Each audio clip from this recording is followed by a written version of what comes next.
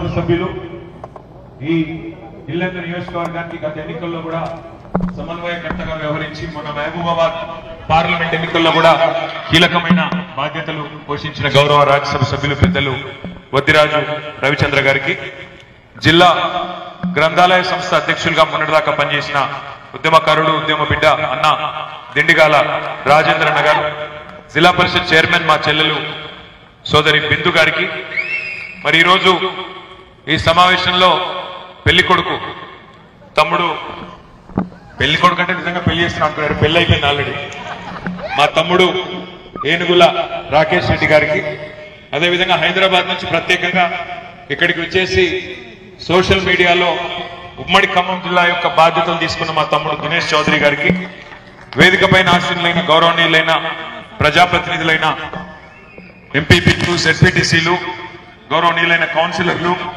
అదేవిధంగా గౌరవ ఎంపీటీసీలు, సర్పంచులు, వివిధ మండలాల అధ్యక్షులు వెక్కినేని సురేందర్ గారు, ఇంకా పేరు పేరున వేదిక పైన ఉన్న పేరు పేరున వేదిక పైన ఉన్న నాయకులందరికీ, మా ఆడబిడ్డలందరికీ పేరు పేరున వేదిక ముందు మరి ఆసీనులైన అన్నదమ్ములకు, ఆడబిడ్డలకు, ప్రత్యేకంగా మా ప్రైవేట్ కళాశాలలు మరియు స్కూల్ యొక్క కరెస్పాండెంట్లకి, అదేవిధంగా మా బీఆర్ఎస్ పార్టీ నాయకులందరికీ, పాత్రికేయ మిత్రులందరికీ పేరు పేరున హృదయపూర్వకంగా నమస్కారం. కొంత ఆలస్యంగా వచ్చినందుకు మన్నించాలని కోరుతూ, ఈరోజు ఒక ప్రత్యేకమైన సందర్భంలో మీతో కలుసుకోవడానికి అందరం కూడా ఇక్కడికి రావడం జరిగింది. మీకు తెలుసు, మొన్న జరిగిన సార్వత్రిక ఎన్నికల్లో 5 నెలల కిందట, 6 నెలల కిందట నవంబర్ 30 నాడు జరిగిన ఎన్నికల్లో రాష్ట్ర వ్యాప్తంగా మరి బీఆర్ఎస్ పార్టీకి 39 సీట్లు వచ్చినప్పటికీ కేవలం స్వల్ప ఓటింగ్ తేడాతో 1.8% తేడాతో మాత్రమే మనం ఓటమి పాలు కావడం జరిగింది. దాదాపు ఒక 14-15 సీట్లలో కేవలం 5-6 వేల ఓట్ల తేడాతోనే ఓటమి పాలు కావడం జరిగింది. ఆ 14 సీట్లలో ఒక 7 నుంచి 10 సీట్లు మనం గెలిచినా ఈరోజు ప్రభుత్వంలో మళ్ళీ తిరిగి కేసీఆర్ గారు ఉండే విషయం కూడా మీకు తెలుసు. 5-6 నెలల కిందట ఊదరగొట్టింది కాంగ్రెస్ పార్టీ. ఏమని? 6 గ్యారంటీలని, గతంలో ఎన్నడూ చేయని విధంగా గత తప్పులన్నీ సవరించుకొని బ్రహ్మాండమైన పరిపాలన అందిస్తామని ఊదరగొట్టి ఉపన్యాసాలు ఇచ్చి మొత్తానికి అరిచేతిలో వైకుంఠం చూపెట్టి అధికారంలోకి వచ్చింది కాంగ్రెస్ పార్టీ. దురదృష్టం ఏమంటే, నిజంగా అప్పుడప్పుడు ఎక్కడ బాధ అనిపిస్తుంది అంటే, అధికారం కోల్పోయినందుకు బాధ ఏం లేదు. ఎందుకంటే అధికారంలో ఎవరు శాశ్వతం కాదు, ఎప్పుడో ఒకప్పుడు అందరం దిగాల్సిందే, దిగడం తప్పేం లేదు. మార్పు కూడా అప్పుడప్పుడు మంచిదే. ఎందుకంటే ఇవాళ 5-6 నెలల్లోనే తెలంగాణలో ప్రజలకు కూడా అర్థమైంది, మార్పు మార్పు అని ఓటేసిన పాపానికి ఏం జరిగింది, ఏం జరుగుతా ఉందనేది కూడా అర్థమవుతా ఉంది. బాధ ఎక్కడ అనిపిస్తుంది అంటే, మేము చాలా వర్గాలు ఎవరైతే ఉద్యమంలో మాతో పాటు కలిసి పనిచేసిన మరి సోదరులు ఉన్నారో వాళ్లకు దురదృష్టవశాత్తు దూరమైన, ముఖ్యంగా నిరుద్యోగులు, యువత. ఎందుకో తెలియదు కానీ 10 సంవత్సరాలలో, గత 10 సంవత్సరాలలో భారతదేశంలో ఎక్కడా చేయనంత పెద్ద ఎత్తున ఉపాధి కల్పన కోసం పనిచేసింది కేసీఆర్ గారి ప్రభుత్వం. అది గవర్నమెంట్ సెక్టర్లో, ప్రభుత్వ ఉద్యోగాలలో 2 లక్షల ఉద్యోగ నియామకాలు పూర్తి చేసింది కేసీఆర్ ప్రభుత్వం. భారతదేశంలో మొత్తం 10 ఏళ్లలో ఏదన్నా ఒక్క ప్రభుత్వం 2 లక్షల ఉద్యోగాల భర్తీ చేసిందా అని చెప్పి రాహుల్ గాంధీ గారిని, కాంగ్రెస్ పార్టీని, భారతీయ జనతా పార్టీని ఎన్నికల సమయంలో అడిగితే సమాధానం లేదు. ఈరోజు మళ్ళీ అడుగుతా ఉన్నాం. 2014 నుంచి 2024 వరకు కేసీఆర్ గారి ప్రభుత్వం 2 లక్షల ప్రభుత్వ ఉద్యోగాల నియామకాలు చేసింది. ఇది నేను లెక్కలతో సహా నేను మీ ముందు పెడతాను. ఏ డిపార్ట్మెంట్ లో ఎన్ని ఉద్యోగ నియామకాలు జరిగినాయి, పోలీస్ శాఖలో ఎంత జరిగింది, వైద్య ఆరోగ్య శాఖలో ఎంత జరిగింది, పురపాలక శాఖలో ఎంత జరిగింది, పంచాయతీరాజ్లో ఎంత జరిగింది, ఏ విభాగంలో జెన్కోలో ఎంత జరిగింది, ట్రాన్స్కోలో ఎంత, సింగరేణిలో ఎంత, ఇవన్నీ లెక్కల సహితంగా చెప్పేసంతా మా అందరికి మా అందరికీ ఉంది. ఈ దేశంలో ఇంతకంటే పెద్దగా, ఇంతకంటే గొప్పగా ఉపాధి కల్పన ఏదన్నా ప్రభుత్వం చేసిందా చెప్పండి అని చెప్పి ఎన్నిసార్లు అడిగినా ఒక్క కాంగ్రెస్ నాయకుడు కానీ ఒక్క బీజేపీ నాయకుడు కానీ సమాధానం చెప్పే పరిస్థితి లేదు. ఎందుకు అంటే సోషల్ మీడియాలో జరిగిన దుష్ప్రచారం, ఇన్ని ఉద్యోగాలు సృష్టించినప్పటికీ, ఇన్ని ఉద్యోగాలు భర్తీ చేసినప్పటికీ ఇంకా ఏదో చేయలేదు, ఈ ప్రభుత్వం పనే చేయలేదు అనే విధంగా విపరీతమైన దుష్ప్రచారం మరి సోషల్ మీడియాలో జరిగింది. అందులో ముఖ్యంగా యువత, ఇవాళ జిల్లాల్లో గ్రామీణ ప్రాంతాల్లో ఉండే యువత ఎవరైతే చదువుకోగానే తమకు ఉద్యోగం కావాలని కోరుకుంటారో వారు పూర్తి స్థాయిలో ఈ వాదనకు ఆకర్షితులై మాకు దూరమైనారు.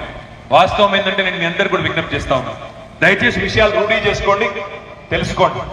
10 ఏళ్లలో భారతదేశంలో ఏ ప్రభుత్వము చేయనంత పెద్ద ఎత్తున ప్రభుత్వ ఉద్యోగాలు భర్తీ చేసింది బీఆర్ఎస్ ప్రభుత్వం. కానీ దానికి మేము ప్రచారం చేసుకోలేదు, మా నాయకులు మా కార్యకర్తల తప్పు, మా తప్పే. మీకు చెప్పకపోవడం, చెప్పలేకపోవడం, మిమ్మల్ని కన్విన్స్ చేయలేకపోవడం మా తప్పు. అదేవిధంగా ప్రతి ఒక్కరికి ప్రభుత్వ ఉద్యోగం రాదు కాబట్టి, ఎందుకంటే మన జనాభా పరంగా చూసినట్టయితే ఇవాళ మొత్తంగా భారతదేశం మొత్తంలో చూసినట్టయితే 140 కోట్ల జనాభాలో 27 ఏళ్ల కంటే తక్కువ వయసున్న వాళ్ళే 50% మంది ఉన్నారు, సగం ఉన్నారు. మరి అంతమందికి ప్రభుత్వ ఉద్యోగాలు ఇచ్చే పరిస్థితి ఏ రాష్ట్ర ప్రభుత్వానికి ఉండదు, కేంద్ర ప్రభుత్వానికి కూడా ఉండదు. అందుకే ప్రైవేట్ రంగంలో పెట్టుబడులు తెచ్చి ప్రైవేట్ రంగంలోనన్నా మరి ఉద్యోగ కల్పన కోసం ఏ ప్రభుత్వం అయినా సిన్సియర్గా పనిచేస్తుంది. 10 ఏళ్లలో కేసీఆర్ గారి నాయకత్వంలో తెలంగాణ రాష్ట్రంలో దాదాపు ప్రైవేట్ రంగంలో 24 లక్షల మందికి ఉపాధి అవకాశాలు సృష్టించే ప్రయత్నం కూడా బలంగా చేసినాం, పెట్టుబడులు కూడా తెచ్చినాం, బలమైన ప్రయత్నం చేసినాం. హైదరాబాద్ లో కావచ్చు, జిల్లాలలో కావచ్చు, పెద్ద ఎత్తున ఉపాధి కల్పనకు కూడా ప్రయత్నం చేసినాం. ఇది కూడా మేము సరిగ్గా చెప్పుకోలేకపోయినాం. దాంతో పాటు ఇప్పుడే నేను హరిప్రియ గారిని అడుగుతా ఉంటాను, ఇల్లెందు నుంచి ఇవాళ ఇటువైపు వెళ్తే మహబూబాబాద్, ఇటువైపు వెళ్తే మీకు కొత్తగూడెం, ఒకటి 37-38 కిలోమీటర్లు, ఇంకోటి 40-42 కిలోమీటర్లు. రెండు వైపులా ఈరోజు మీరు కలలో కూడా ఊహించి ఉండరు. అట్లాంటిది 55-60 ఏళ్లు కాంగ్రెస్ పార్టీ ప్రభుత్వాలు ఉన్నప్పటికీ వాళ్ళు చేయని పనిని కేసీఆర్ గారు చేసి పెట్టినారు. ఏం చేసినారు? మహబూబాబాద్ జిల్లా కేంద్రం చేయడమే కాదు, అక్కడ ఇవాళ ఒక మెడికల్ కాలేజు, ఒక నర్సింగ్ కాలేజు, కలెక్టర్ను, జిల్లా అధికారులందరినీ కూడా తీసుకొచ్చి ప్రజలకు చేరువగా అక్కడే కూర్చోబెట్టినారు. మీ పిల్లలందరికీ కూడా రేపటి రోజున వైద్య విద్య అభ్యసించడానికి ఎక్కడికో పోయే అవసరం లేకుండా బ్రహ్మాండంగా ఈరోజు మహబూబాబాద్ లో ఒక్క సూపర్ స్పెషాలిటీ హాస్పిటల్లోనే, గవర్నమెంట్ మెడికల్ కాలేజ్ టీచింగ్ హాస్పిటల్లో 140 మంది సూపర్ స్పెషలిస్టులను కూడా తీసుకొచ్చి కూర్చోబెట్టిన ఘనత కేసీఆర్ గారి ప్రభుత్వాన్ని, మన ప్రభుత్వాన్ని, మన తెలంగాణ ప్రభుత్వాన్ని. అదేవిధంగా ఇటు కొత్తగూడెం కూడా జిల్లా అయిన తర్వాత బ్రహ్మాండంగా ఈరోజు కొత్తగూడెంలో కూడా జిల్లా కలెక్టర్ గారు, ఎస్పీ గారు కూర్చోవడమే కాకుండా అక్కడ కూడా మెడికల్ కాలేజ్, నర్సింగ్ కాలేజ్. ఇటు పక్కన ఖమ్మంలో అక్కడ కూడా ప్రైవేట్ రంగంలో మెడికల్ కాలేజ్ ఉండేది, కానీ గవర్నమెంట్ మెడికల్ కాలేజ్ కూడా ఏర్పాటు చేసిన ఘనత కేసీఆర్ గారి ప్రభుత్వాన్ని. ఒక్క మాట మీకు చెప్తే అర్థమవుతుంది, తెలంగాణ రాకముందు మొత్తం తెలంగాణలో 60-65 ఏళ్లలో మొత్తం 65 ఏళ్లలో ఏర్పాటు చేసిన మెడికల్ కాలేజీలు కేవలం 3. కానీ తెలంగాణ వచ్చిన తర్వాత మరి మన కేసీఆర్ గారి నాయకత్వంలో మనం ఏర్పాటు చేసుకున్న మొత్తం మెడికల్ కాలేజీల సంఖ్య ఈరోజు 33 మెడికల్ కాలేజీలు, 33 నర్సింగ్ కాలేజీలు అనే మాట నేను మీకు విజ్ఞప్తి చేస్తా ఉన్నాను. అంటే ఒకవైపు విద్యా వ్యాప్తికి, మరొక వైపు ఉపాధి కల్పనకి, ప్రభుత్వ రంగంలో కొలువులకి, అదే మాదిరిగా అన్నింటికి మించి ప్రైవేట్ రంగంలో కూడా పెట్టుబడులకి పెద్ద ఎత్తున ప్రయత్నం చేసింది మన ప్రభుత్వం. ఇల్లెందులో ఈరోజు నేను వస్తా ఉంటే చూస్తా ఉంటే పట్టణం 10 ఏళ్ల కింద ఎట్లా ఉండేది ఇల్లెందు, ఈ రోజు ఎట్లా ఉందో, మీ కళ్ళ ముందు ఎట్లా మారిందో కూడా మీకు తెలుసు. ఇవన్నీ కూడా ఒకవైపు పట్టణాభివృద్ధి, ఒకవైపు పల్లెల అభివృద్ధి, ఇవన్నీ చేసుకుంటూ 10 ఏళ్ల పాటు తదేక దీక్షతో పనిచేసుకుంటూ పోయినాం. అందుకే ఇవాళ తెలంగాణలో ఏ గ్రామానికి పోయినా, ఏ పట్టణానికి పోయినా, ఏ జిల్లా కేంద్రానికి పోయినా మీకు ప్రస్ఫుటమైన మార్పు కనబడతా ఉంటుంది.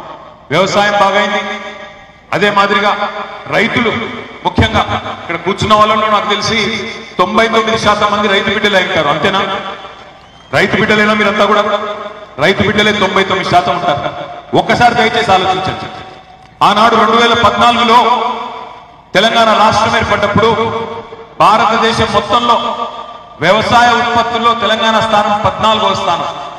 కానీ కేసీఆర్ గారు దిగిపోయే నాటికి డిసెంబర్ 3, 2023 నాటికి వ్యవసాయ ఉత్పత్తుల్లో ముఖ్యంగా వరి ధాన్యంలో భారతదేశంలో పంజాబ్ను హర్యానాను తలదన్ని అగ్రస్థానానికి ఎగబాకింది తెలంగాణ అన్నమాట వాస్తవమా కాదా ఒక్కసారి ఆలోచించండి. రైతులకి 24 గంటల ఉచిత కరెంటు కానీ, రైతు కుటుంబాలకి భరోసానిచ్చే విధంగా రైతు బంధు లాంటి బృహత్తరమైన కార్యక్రమం. మరి కేసీఆర్ గారు ఉన్నప్పుడేమో నాట్లేసేటప్పుడు రైతు బంధు పడేది. రేవంత్ రెడ్డి వచ్చిన తర్వాత నాట్లేసేటప్పుడు రైతు బంధు పడదు కానీ ఓట్లేసేటప్పుడు పడతాను మీకు కనబడతా ఉన్నాం. ఎందుకంటే ఎవరైనా కోతలప్పుడు వేస్తాడా రైతు బంధు? నాట్లేసేటప్పుడు వేస్తే రైతు పెట్టుబడి పెట్టుకోవడానికి, ఏమన్నా విత్తనాలు కొనుక్కోవడానికి, మందు చల్లుకోవడానికి దానికి పనికి వస్తుంది. కానీ ఓట్లప్పుడు గుర్తొస్తుంది ఈ ప్రభుత్వానికి. ఒక్కసారి దయచేసి ఇక్కడికి వచ్చిన విద్యావంతులు ఆలోచించాలి. ఇప్పుడే అక్క చెప్తా ఉంటే విన్నా, సత్యవతి అక్క ఏమన్నారు, రేవంత్ రెడ్డి గారు 5 నెలల కిందట నాకు ఒక్క అవకాశం ఇవ్వండి, నేను డిసెంబర్ 9 నాడు అటు ప్రమాణ స్వీకారం చేయగానే 2 లక్షల రుణమాఫీ తక్షణమే వెంబడే సంతకం పెడతాను. గుర్తుందా లేదా మీకు డైలాగ్? మర్చిపోయినప్పుడే. మార్చి 9 పోయింది, ఏప్రిల్ 9 పోయింది, మే 9 కూడా పోయింది. పోయిందా పోలేదా? పోయింది. జూన్ 9 రానే వస్తున్నది. అంటే 6 నెలలు గడిచిపోయింది. 7వ నెలలో అడుగు పెడతా ఉన్నాం. మరి అడగాల వద్దా? అడగందే అమ్మ కూడా అన్నం పెట్టదు.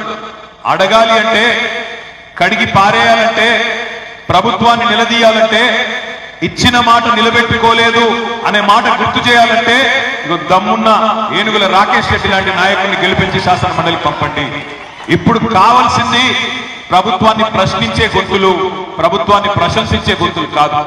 ఇప్పుడు కావాల్సింది ధిక్కార స్వరాలు, అధికార స్వరాలు కాదు. ఇప్పుడు ఏముంది, అసలు శాసన మండలి ఎందుకు పెట్టినారు? రాజ్యాంగంలో డాక్టర్ బాబాసాహెబ్ అంబేద్కర్ గారు అప్పర్ హౌస్, లోవర్ హౌస్ ఎందుకు పెట్టినారు? శాసనసభ, శాసన మండలి, లోక్సభ, రాజ్యసభ ఎందుకు పెట్టినారు? ఎందుకు పెట్టినారంటే ప్రజాస్వామ్యంలో అప్పుడప్పుడు ప్రజలు కొన్ని ఆకర్షితమైన ప్రజాకర్షక విధానాలకు మరి ఆకర్షితులై ఓట్లేసినా కూడా ఆ ప్రభుత్వానికి ఒక చెక్ ఉండాలి, ఆ ప్రభుత్వాన్ని ప్రశ్నించే ఇంకొక వ్యవస్థ ఉండాలి అనే ఉద్దేశంతోనే శాసనసభ, శాసన మండలి, లోక్సభ, రాజ్యసభ అట్లా మన సిస్టంలోనే చెక్ బ్యాలెన్స్ ఉండాలి. ఆ బ్యాలెన్స్ తప్పితే ఒకవైపే లాగుతారన్న ఉద్దేశంతో ఈ సిస్టమ్ పెట్టారు. ఇవాళ శాసనసభలో ప్రభుత్వానికి మందబలం ఉంది కాంగ్రెస్ పార్టీ. కాబట్టి వాళ్ళు ఇష్టం ఉన్నట్టు మేము చేసుకుంటా పోతాం. ప్రజలు మమ్మల్ని ఒకసారి గెలిపించినారు కదా, మేము మాట తప్పినా, ఇచ్చిన 420 హామీలు మర్చిపోయినా మమ్మల్ని అడిగే వాళ్ళు ఎవరు అనే ధీమా వాళ్ళలో ఉంటుంది. మీకేం చెప్పినారు ఎన్నికలకు ముందు? ఒక్క రుణమాఫీ మాత్రమే కాదు, రైతు బిడ్డలందరూ గుర్తు చేసుకోవాలి. కేసీఆర్ 10,000 ఇస్తున్నాడు రైతు బంధు, నేను రాగానే 15,000 ఇస్తా అన్నాడు. అన్నాడా లేదా? అన్నాడు. మరి 15,000 వచ్చినాయి ఎవరికన్నా? ఆ 10,000 కనా కష్టం మీద మొన్న నాట్లు వేసినప్పుడు వేయాల్సింది, ఓట్లు వేసినప్పుడు ఇచ్చింది. అదే విధంగా మళ్ళొక్కసారి గుర్తు తెచ్చుకోండి, కేసీఆర్ కేవలం భూస్వాములకే ఇస్తున్నాడు, నేను కౌలు రైతులకు కూడా రైతు భరోసా ఇస్తా అన్నాడు. ఒక్క కౌలు రైతు కన్నా వచ్చిందా రైతు భరోసా, రైతు బంధు? లేదు. కేసీఆర్ గారు రైతు కూలీలను పట్టించుకుంటలేడు, నేను రాగానే రైతు కూలీలకు నెలకు 1000 రూపాయలు ఇస్తా అన్నాడు. మరి ఒక్కటి కూడా ఇప్పటివరకు నెరవేరలేదు.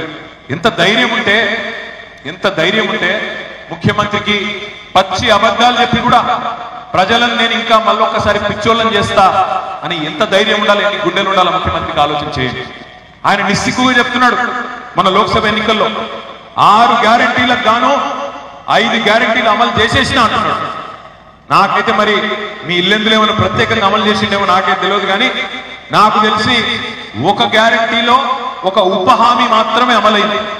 ఏదది? ఒక ఫ్రీ బస్సు. ఇక ఆ ఫ్రీ బస్ ఎంత అందంగా ఉందో నాకంటే బాగా మీరే చూస్తున్నారు. మహిళలు అనుకుంటున్నారు, జుట్లు పట్టుకుంటున్నారు, మగవాళ్ళేమో టికెట్లు కొని తిట్టుకుంటా ఉన్నారు. ఎందుకు పెట్టిండయ్యా ఈ ఫ్రీ బస్ అని చెప్పి అటు లేడీస్ తిట్టుకుంటున్నారు, ఇటు మగవాళ్ళు కూడా తిట్టుకునే పరిస్థితి. ఇక్కడికి వస్తుంటే ఇప్పుడే హరిప్రియ గారు చెప్తున్నారు, నిన్న కొణిజర్ల దగ్గర, మన ఖమ్మం జిల్లాలో కొణిజర్ల దగ్గర ఒక లేడీ ఫుడ్ బోర్డింగ్ చేస్తుంటే కింద పడి, బస్సు టైర్ కింద పడి చచ్చిపోయిందన్న అని చెప్పి ఇప్పుడే ఇక్కడికి వస్తా ఉంటే చెప్తా ఉన్నాను. ఎందుకు చెప్తా ఉన్నా ఇదన్నా అంటే, ఒక్క ఉప హామీ, 6 గ్యారంటీల్లో 13 హామీలు ఉంటే ఒక్క హామీని, ఆ 13లో ఒక్క హామీ అమలు చేసి ఈ ముఖ్యమంత్రి నిస్సిగ్గుగా నేను అన్ని అమలు చేసినా అని చెప్పి పచ్చి అబద్ధాలు చెప్తా ఉన్నాడు. మరి పచ్చి అబద్ధాలు చెప్పే ముఖ్యమంత్రికి ప్రభుత్వానికి కర్రుగాచి వాల్త పెట్టాల్సింది మీరే అనే మాట, విద్యావంతులే అనే మాట నేను మీకు విజ్ఞప్తి చేస్తా ఉన్నాను. ఎందుకంటే మీరు పట్టించుకోకపోతే, మీరు ఉదాసీనంగా ఉంటే ఆయన మరిన్ని అబద్ధాలు ఆడుకుంటూ నేను అసలు రేపు హామీలే ఇయ్యలేదంటాడు. నేను 420 హామీలు ఇయ్యలేదు, గ్యారెంటీలు చెప్పనే లేదు, ప్రజలేదో భ్రమలో పడి నాకు ఓటేసినారని చెప్పి బుకాయించి తప్పించుకునే ప్రయత్నం కూడా చేస్తాడు. మీరు ఇంకొక విషయం గమనించండి, ఈ ముఖ్యమంత్రికి ఎంత విశ్వాసం ఉంది అబద్ధాల మీద అంటే, ఆయన పాపం నిజాన్ని చెప్పాలంటే రేవంత్ రెడ్డి తప్పు కాదు. రేవంత్ రెడ్డి ముందే చెప్పినాడు. ఏం చెప్పినాడు? ప్రజలు మోసపోవాలనే కోరుకుంటారు, ప్రజలు మోసగాలనే నమ్ముతారు. మేము చూసారా వీడియో? చూడలేదు మీరు? చూడకపోతే హరిప్రియ గారికి చెప్పి ఆ వీడియో మళ్ళీ పంపిస్తాను, చూడండి. చాలా నిజాయితీగా చెప్పిండు ఆయన తప్పేం లేదు. ఏం చెప్పిండు? ప్రజలు మోసగాలనే నమ్ముతారు, మోసపోవాలనే కోరుకుంటారు, అందుకే మేము మోసం చేస్తాము రాజకీయ నాయకులు అని చెప్పి చాలా నిజాయితీగా చెప్పింది. తప్పు ఆయనది కాదు, తప్పు మనది. ఎందుకంటే ఒక్కసారి ఒక వ్యక్తి చేతిలో మోసపోతే ఆ వ్యక్తి తప్పు అవుతుంది, మోసం చేసిన వాడు తప్పు అవుతుంది. కానీ రెండవసారి కూడా అదే వ్యక్తి చేతిలో మోసపోతే ఈసారి తప్పు మనదైతుంది అనే మాట దయచేసి గుర్తుపెట్టుకోండి. ఇక్కడ వచ్చిన మా విద్యావంతులైన గ్రాడ్యుయేట్లు నేను అడుగుతా ఉన్నాను, మీకేం చెప్పిండు రేవంత్ రెడ్డి? మొదటి సంవత్సరం లోపలే 1 ఇయర్ లోపలనే 2 లక్షల ఉద్యోగాలు భర్తీ చేస్తా అని చెప్పిండు ప్రభుత్వంలో. చెప్పిండా చెప్పలేదా? చెప్పిండా? మీరు అసలు వినలేదా? మీరు వినకుండా ఊరికే ఉద్దేశించారు. 2 లక్షల ఉద్యోగాలు మొదటి సంవత్సరంలోనే భర్తీ చేస్తా అన్నాడు. ఎంత ధైర్యం ఉండాలా ముఖ్యమంత్రి గారికి అబద్ధం చెప్పడానికి? ఇవాళ ఆయన చెప్తున్నాడు 30,000 ఉద్యోగాలు ఇచ్చేసినా అని చెప్తున్నాడు. ఎక్కడి నుంచి ఇచ్చిండు 30,000 ఉద్యోగాలు? ఒక ఉద్యోగం ఇవ్వాలి అంటే ముందు నోటిఫికేషన్ ఇవ్వాలి, తర్వాత పరీక్ష పెట్టాలి, ఆ తర్వాత ఇంటర్వ్యూ పెట్టాలి, ఆ తర్వాత నియామక పత్రం అపాయింట్మెంట్ లెటర్ ఇవ్వాలి. మరి రేవంత్ రెడ్డి గారు వచ్చినాక ఎన్ని నోటిఫికేషన్లు ఇచ్చింది? ఇప్పటికీ ఒక్కటి కూడా ఇవ్వలేదు. ఒక్కటంటే ఒక్కటి ఇవ్వలేదు. కానీ రేవంత్ రెడ్డి గారు ధైర్యం చూడండి. పిల్లలు పుట్టినరంట, పెళ్లి కాలేదంట, సంసారం అయిపోయిందంట, పిల్లలు మాత్రం పుట్టినరంట. ఎట్లా పుట్టినరా? నువ్వు నోటిఫికేషన్ ఇవ్వలేదు, పరీక్ష పెట్టలేదు, ఇంటర్వ్యూ కాలేదు, పిల్లలు ఎట్లా పుట్టిన స్వామి? ఉద్యోగాలు ఎన్నికలు వచ్చినాయంటే బుకాయిస్తున్నాడు, దబాయిస్తున్నాడు. 30,000 ఉద్యోగాలు ఇచ్చేసిన పో అంటున్నాడు. ఆయన ఇచ్చిన 2 లక్షల ఉద్యోగాల హామీని ఇవాళ మళ్ళొక్కసారి మిమ్మల్ని పిచ్చోళ్ళం చేయడానికి నోటికొచ్చిన వాగుడు వాగుతా ఉన్నాడు. వాస్తవం ఏంటి అంటే ఆ 30,000 ఉద్యోగాల నియామకాలన్నీ జరిగింది కేసీఆర్ గారి ప్రభుత్వంలో. కేవలం కాగితాలు ఇచ్చింది రేవంత్ రెడ్డి గారు మాత్రమే అనే మాట నేను గుర్తు చేస్తా ఉన్నాను.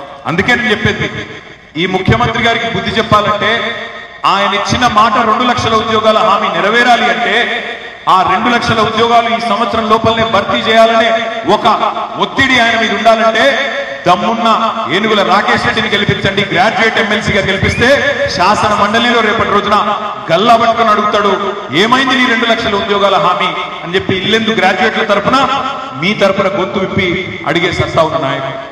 రాకేష్ గురించి కూడా ఒక 2 విషయాలు మీకు నేను చెప్పాలి. రాకేష్ రెడ్డి ఒక సామాన్య రైతు కుటుంబంలో పుట్టిన బిడ్డ.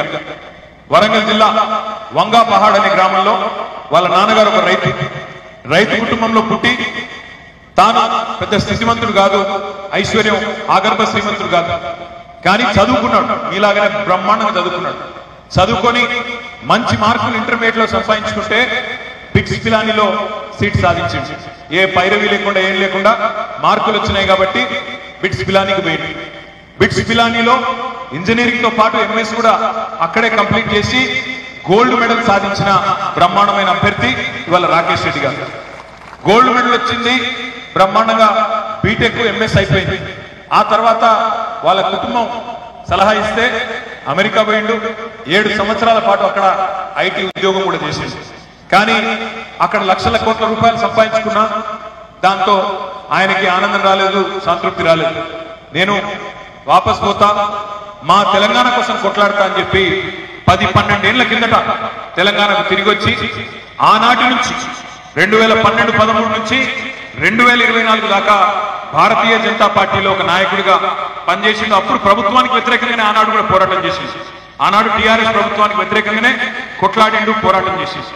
మొన్న మనం ప్రతిపక్షంలోకి వచ్చిన తర్వాత మన పార్టీలోకి వచ్చిండు. వచ్చి మళ్ళీ ఏం చెప్పిండు? అన్న కష్టకాలంలో నడిచి వచ్చిన వాడే నాయకుడన్నా, నేను ఈ రోజు మీతో ఉంటా, నేను మళ్ళీ ఈ ప్రభుత్వాన్ని ప్రశ్నిస్తా అని చెప్పి ఈ రోజు మనతో వచ్చి మనతో కలిసి నడుస్తా ఉన్నాడు. ఒకవైపేమో ఒక గోల్డ్ మెడలిస్ట్ మీకోసం నిలబడ్డాడు. అమెరికాలో ఉద్యోగం వదులుకొని ప్రజా జీవితంలోకి వచ్చిన ఒక విద్యావంతుడు మీ ముందున్నాడు. మరి కాంగ్రెస్ పార్టీ ఎవరు నిలబెట్టింది ఈరోజు? ఒక బ్లాక్ మెయిలర్. 56 కేసులు ఇప్పటిదాకా ఆర్ఎస్ ప్రవీణ్ అని చెప్పింటాడు మీరు వింటారు. 56 కేసులు. అవి కూడా ఏం కేసులు? స్వాతంత్ర సమరోద్యమంలో పాల్గొన్న కేసులు కాదు, తెలంగాణ ఉద్యమంలో పాల్గొన్న కేసులు కాదు. మందిని తిట్టి బెదిరించి బ్లాక్ మెయిల్ చేసి మహిళల గౌరవానికి భంగం వాటిల్లించే దిక్కుమాలిన కేసులు, దౌర్భాగ్య కేసులు 56 కేసులున్న ఒక వ్యక్తి, ఒక బ్లాక్ మెయిలర్ ను కాంగ్రెస్ పార్టీ వాళ్ళ వత్తాసు పలుకుతూ మీ ముందుకు తీసుకొచ్చింది. నేను అందుకే అంటా ఉన్నా, దయచేసి పార్టీతో పాటు అభ్యర్థిని కూడా చూడండి. ఒక గుణవంతుడు, విద్యావంతుడు, గోల్డ్ మెడలిస్టు ఇవాళ మీకు అభ్యర్థిగా మీ ముందుకు వచ్చినాడు. మరి ఎవరికి ఓటేయాలనేది మీ విచక్షణ, మీ విఘ్నతకు నేను వదిలిపెడతాను. ఇంకొక మాట కూడా దయచేసి గుర్తుపెట్టుకోండి. ఈ ప్రభుత్వం 2 లక్షల ఉద్యోగాలనే మాట మాత్రమే కాదు, ఏం చెప్పింది? అన్ని రాత పరీక్షలకు ఫీజు లేకుండా రాత పరీక్షలు నిర్వహిస్తామని చెప్పి ఈ ప్రభుత్వం చెప్పింది. ఆనాడు మనం ప్రభుత్వంలో ఉన్నప్పుడు కేసీఆర్ గారు ముఖ్యమంత్రి ఉన్నప్పుడు టెట్ పరీక్షకు 400 రూపాయలు ఫీజు పెడితే ఇదే రేవంత్ రెడ్డి గారు నానా యాగి చేసి 400 ఫీజు పెడతారా అన్నాడు. మరి ఇవాళ అసలు పరీక్ష ఫీజు లేకుండా పెడతా అన్నాడు. ఇవాళ టెట్ పరీక్షకు ఇదే రేవంత్ రెడ్డి ప్రభుత్వం 2000 రూపాయలు పెట్టింది ఫీజు. 400 ఫీజును 2000 చేసింది. అంటే ఓడ మీద ఉన్నప్పుడు ఓడమల్లన్న, ఒడ్డుకెక్కినాక బోడమల్లన్న. ఇట్లాంటి కాంగ్రెస్ పార్టీకి, కాంగ్రెస్ ప్రభుత్వానికి బుద్ధి చెప్పవలసిన బాధ్యత మన మీద ఉన్నదా లేదా ఆలోచించండి. బ్రహ్మాండమైన హాస్పిటల్ తెచ్చుకున్నాం. ఇప్పుడే ఎమ్మెల్యే గారు చెప్తా ఉన్నారు, ఈ ప్రభుత్వం వచ్చిన తర్వాత బస్సు డిపో రద్దు చేశారా? ఆపేశారు.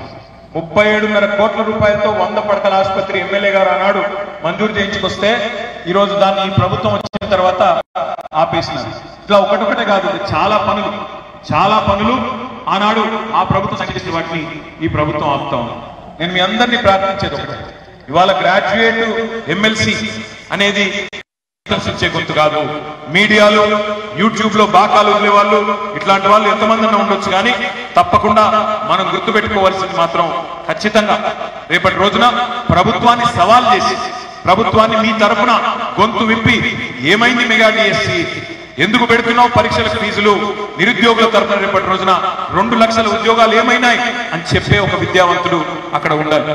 మా తమ్ముడు గుర్తు చేస్తా ఉన్నాడు, అన్నా మనం సింగరేణిలో కూడా 24,000 వారసత్వ ఉద్యోగాలు ఇచ్చినామని చెప్పి గుర్తు చేస్తా ఉన్నాం.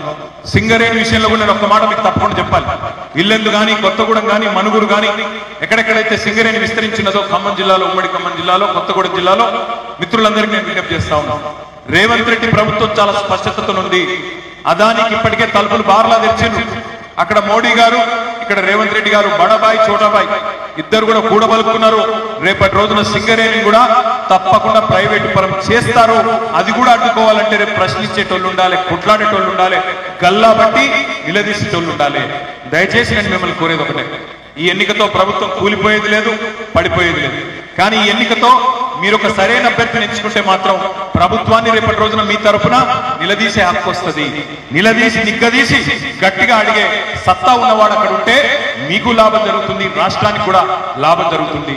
నేను మీ అందరినీ కూడా ప్రార్థించేది ఒకటే, మే 27 నాడు మీ ఇల్లెందు పట్టణంలో ఇక్కడే బూతులు ఉన్నాయి.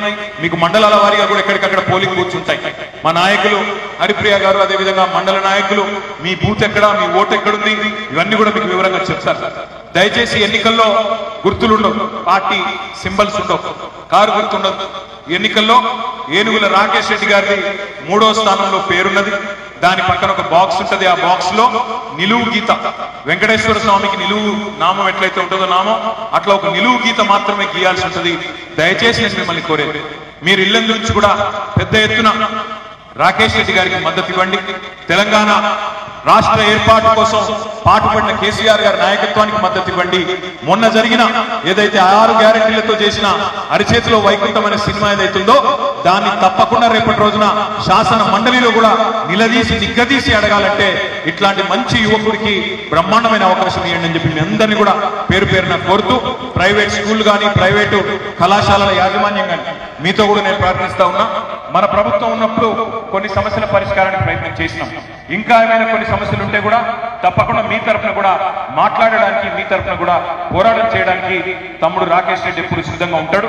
కాబట్టి దయచేసి మీరు మరి 27 మే నాడు పోలింగ్ లో పాల్గొనే అవకాశం ఇవ్వాలని చెప్పి మనస్ఫూర్తిగా మీ అందరినీ కూడా కోరుకుంటూ, మరి ఇంత పెద్ద ఎత్తున ఈ కార్యక్రమానికి విచ్చేసిన మీ అందరికీ పేరు పేరున ధన్యవాదాలు తెలియజేస్తూ, ఒక్కసారి ఓటున్న వాళ్ళందరూ చేయెత్తాల్సిందిగా కోరుతాం. అందరికి ఓట్లు ఉన్నాయా? అందరూ ఓటర్స్. మీ అందరికీ పేరు పేరున ఒకటే రిక్వెస్ట్, మరి ఇల్లెందు నుంచి మొత్తం ఉమ్మడి ఖమ్మం జిల్లాలోనే, ఎందుకంటే మా చెల్లెలు ఓడించారు, అందుకండి మా చెల్లెలు హరిప్రియను ఓడించినారు కాబట్టి దానికోసం అమ్మాయి రుణం తీర్చుకోవడానికి 5 ఏళ్ళు సేవ చేసింది. మరి ఈసారి తమ్ముడు రాకేష్ రెడ్డి గారి కన్నా ఓటేసి గెలిపించాలని చెప్పి మనస్ఫూర్తిగా మీ అందరినీ కోరుతూ, జై తెలంగాణ. Thank you.